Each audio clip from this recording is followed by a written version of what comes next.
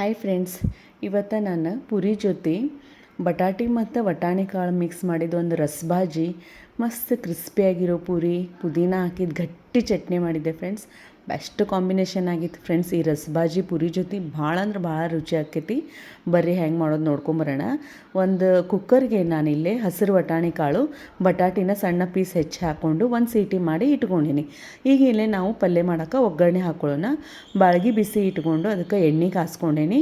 ಎಣ್ಣೆ ಚಲೋ ತನಕ ಆದಮೇಲೆ ಅದಕ್ಕೆ ಸಾಸಿವೆ, ಜೀರಿಗೆ, ಕರಿಬೇವು ಹಾಕ್ಕೊಂಡು ಸಣ್ಣಗೆ ಹೆಚ್ಚಿದ ಉಳ್ಳಾಗಡ್ಡಿ ಹಾಕ್ಕೊಂಡು ಸ್ವಲ್ಪ ಇದನ್ನು ಬಾಡಿಸ್ಕೊಂಬಿಡೋಣ. ಒಂದು ಸತಿ ಉಳ್ಳಾಗಡ್ಡಿ ಸ್ವಲ್ಪ ಕಲರ್ ಚೇಂಜ್ ಆದಮೇಲೆ ಇದಕ್ಕೆ ನಾವು ಹಸಿಮೆಣ್ಸಿನ್ಕಾಯಿ ಪೇಸ್ಟ್, ಖಾರದ ತಕ್ಕಂಗೆ ಶುಂಠಿ ಬೆಳ್ಳುಳ್ಳಿ ಪೇಸ್ಟ್ ಹಾಕ್ಕೊಂಡು ಒಂದು ಸತಿ ಚಲೋ ತಂಗ ಮಿಕ್ಸ್ ಮಾಡ್ಕೊಳ್ಳೋಣ. ಈಗ ಇದಕ್ಕೆ ಅರಿಶಿನ ಮತ್ತು ರುಚಿಗೆ ತಕ್ಕಷ್ಟು ಉಪ್ಪು ಹಾಕ್ಕೊಂಡು ಒಂದು ಸತಿ ಚಲೋ ತಂಗ ಮಿಕ್ಸ್ ಮಾಡಿ ಇಡೋಣ. ಈಗ ಇದಕ್ಕೆ ನಾನು ಸಣ್ಣಗೆ ಹೆಚ್ಚಿದ್ದೆ ಟೊಮ್ಯಾಟೊ ಹಾಕ್ಕೊಂಡೇನಿ. ಟೊಮ್ಯಾಟೊ ಮತ್ತು ಉಳ್ಳಾಗಡ್ಡಿ ಚಲೋ ತಂಗ ಮಿಕ್ಸ್ ಮಾಡಿ ಒಂದು 2 ನಿಮಿಷ ನಾವು ಇದನ್ನು ಬೇಯಕ್ಕೆ ಬಿಡೋಣ. ಸ್ವಲ್ಪ ಟೊಮ್ಯಾಟೊ ಮತ್ತು ಉಳ್ಳಾಗಡ್ಡಿ ಸಾಫ್ಟ್ ಆದಮೇಲೆ ಇದಕ್ಕೆ ಸ್ವಲ್ಪ ನಾವು ಹುಣಸೆಹಣ್ಣು ರಸ ಮತ್ತು ಬೆಲ್ಲ ಹಾಕೊಳ್ಳೋಣ. ಫ್ರೆಂಡ್ಸ್, ಇದು ರಸಬಾಜಿ ಹುಳಿ ಹುಳಿ ಖಾರ ಖಾರ ಭಾಳ ಮಸ್ತಾಗಿರ್ತೈತಿ ಕಾಂಬಿನೇಷನ್ ಇದು.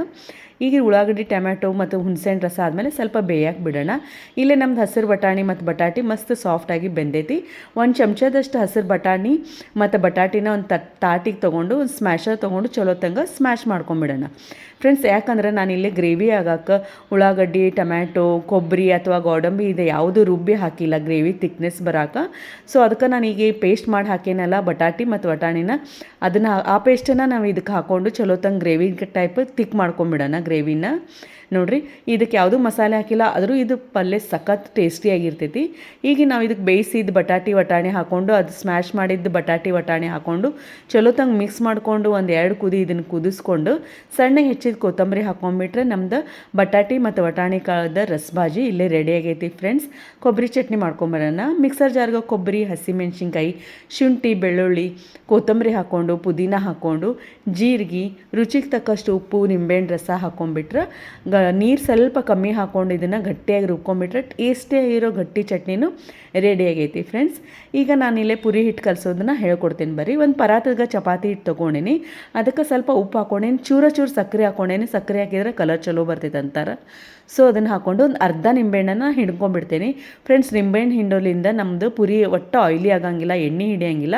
ಚಲೋ ಬಿಸಿಯಾಗಿರೋ ಹಿಟ್ಟಿಗೆ ಗುಳ್ಳಿ ಬರೋ ಅಂಥ ಚಲೋ ಬಿಸಿ ಎಣ್ಣೆನ ಇದಕ್ಕೆ ಕಾಯಿಸಿ ಹಾಕ್ಕೊಂಡು ಸ್ವಲ್ಪ ನೀರು ಹಾಕ್ಕೊಂಡು ಗಟ್ಟಿಯಾಗಿ ನಾವು ಚಪಾತಿ ಹಿಟ್ಟನ್ನು ಕಲಿಸಿ ಒಂದು 10 ನಿಮಿಷ ಇದನ್ನು ನೆನೆಯಾಕೆ ಬಿಟ್ಬಿಡೋಣ ಫ್ರೆಂಡ್ಸ್. ಹಿಟ್ಟು ಒಂದು 10 ನಿಮಿಷ ನೆಂದ ಮೇಲೆ ಸ್ವಲ್ಪ ಸಾಫ್ಟ್ ಆಕೈತಲ್ಲ, ಅವಾಗ ಪುರಿ ಮಸ್ತ್ ಬರ್ತವೆ. ನಮ್ಗೆ ಯಾವ ಸೈಜ್ ಬೇಕೋ ಆ ಸೈಜಿನ ಪುರಿನ ನಾವು ಇಲ್ಲಿ ಕರೆದು ಎಣ್ಣೆ ಬಿಸಿ ಎಣ್ಣೆ ಒಳಗೆ 2 ಸೈಡ್ ಕೆಂಪಗಾಗೋಂಗೆ ಎಲ್ಲ ಪುರಿನೂ ಕರ್ಕೊಂಡ್ಬಿಟ್ರೆ ನಮ್ಮದು ಬಿಸಿ ಪುರಿ ಮತ್ತು ಬಟಾಣಿ ಮತ್ತು ಬಟಾಟಿದ ರಸಬಾಜಿ, ಪುದೀನ ಹಾಕಿದ ಗಟ್ಟಿ ಚಟ್ನಿ ರೆಡಿ ಆಗೈತೆ ನೋಡಿರಿ ಫ್ರೆಂಡ್ಸ್.